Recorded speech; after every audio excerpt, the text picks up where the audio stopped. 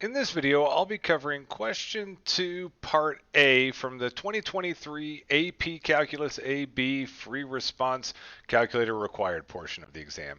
I cover parts A, B, C, and D all in their own individual videos, so if you want to see those other solutions, please check out my other videos. Okay, so looking at A right now, A wants us to find all times t in this given interval here from 0 to 90 in which Stephen changes direction. We started off, Stephen was swimming back and forth up here, and we were given a velocity function for Stephen up top there.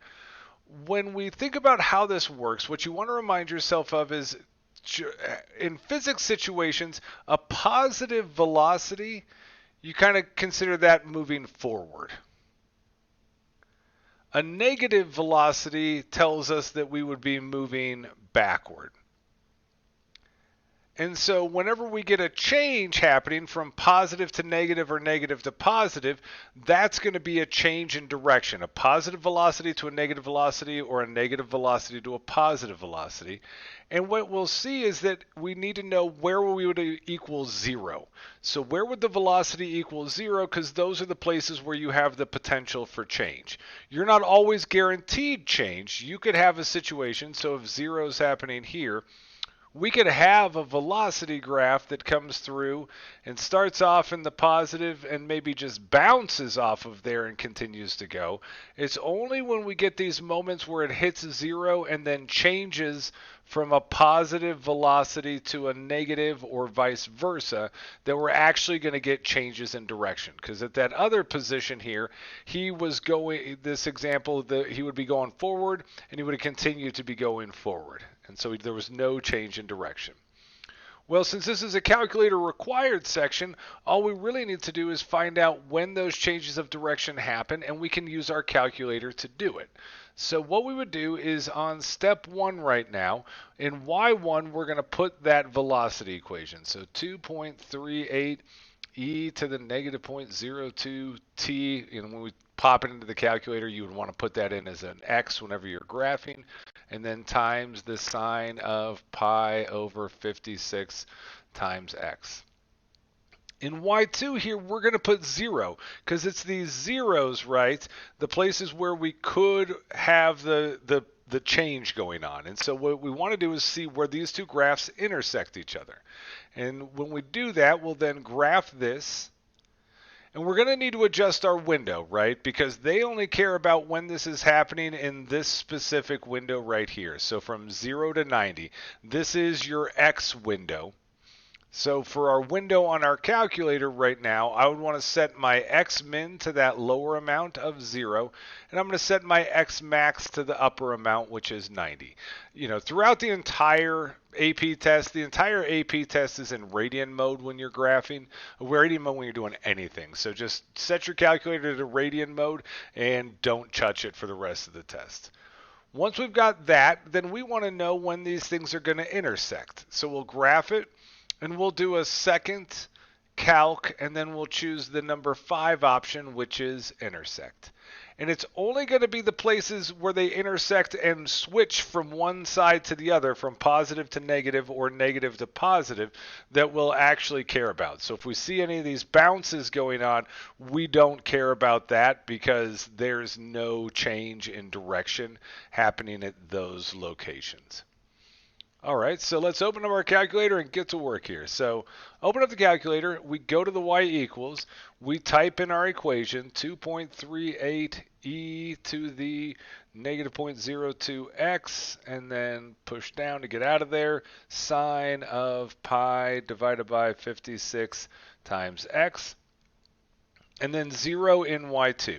I can see at the top of my calculator there that it says I'm in radian mode, so I don't need to adjust that. But I do want to adjust my window, because again, I only care about these things when they're happening between 0 and 90.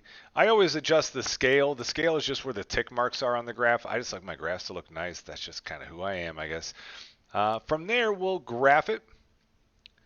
And what you can see is there's only one place where it changes direction. In the middle of our screen there, where the blue line crosses the red line, so it goes from a positive section to a negative section, that's when we would be changing direction. So only one place on this problem, and we go find it by calculating that intersect now. So we'll hit second, we'll choose the calc menu, which is the button above trace at the very top, and then inside there we want to choose that number 5 option, which is intersect. So then I go ahead, it's going to ask me a series of 3 questions at the bottom of the screen. The first 2 you could really care less about. It's going to say, is that the first curve? Yep, that's the first curve. Go ahead and hit enter. It'll then switch and ask you for the second curve. Yep, that's the second curve. Go ahead and hit enter. It's the third question, the guess, that really matters. If you had more than one intersect, you want to point the cursor towards the one you want it to go find. The cursor is always going to find the one that it's closest to. This one we only have the one intersect, so I'm just going to scroll close to this one. I hit enter a third and final time. It says the word intersection at the bottom of the screen, so I know I did everything properly. And so in this problem, the answer would be x equals 56. The x value is always our answer here. So x equals 56, and this would be in seconds. And so they want the answer, and then they also want give reasons for your answer. So I would say, Stephen changes direction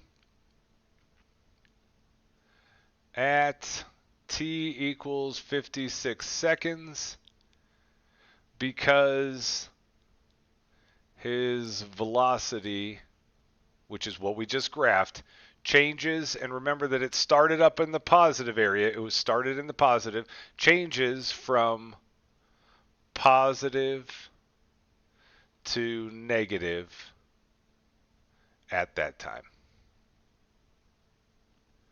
So this would have been a 2-point question on the test.